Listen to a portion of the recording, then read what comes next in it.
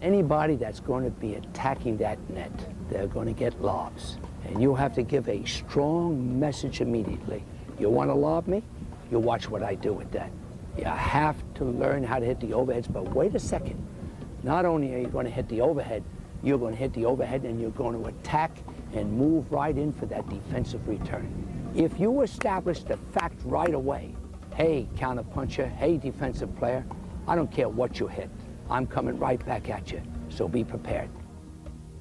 If you watch the opponent closely as they set up to execute, often you can detect their intent to lob by the way they prepare. As you're closing into net position, your split step must work to quickly reverse your body's forward momentum and start you back for the overhead. Your first reaction out of your split step should be to get lower to the ground for quicker movement.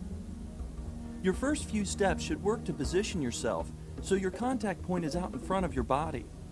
Stay light on your feet because you may need to use little adjustment steps as the ball gets closer to you. While you quickly position with your footwork, your upper body prepares by pointing the hitting elbow towards the back fence. Notice how the shoulders are in a level position, helping you maintain upper body balance, especially when pushed backwards.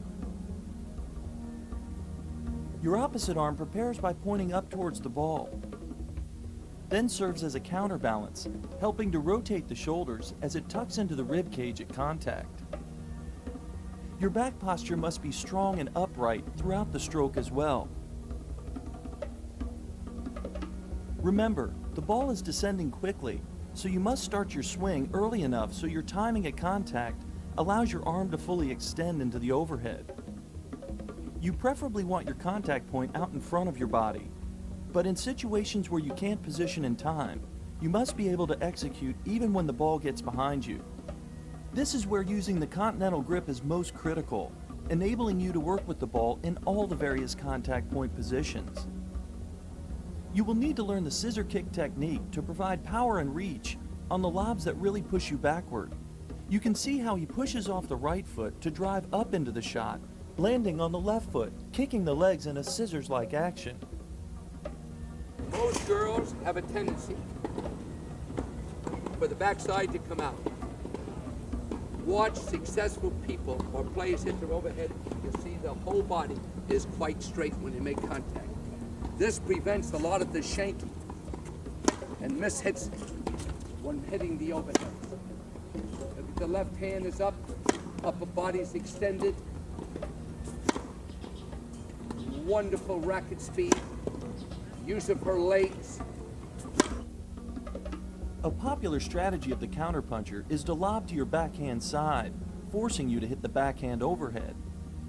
Often considered as one of the more challenging shots to master, the backhand overhead is really not that difficult if you use the right technique.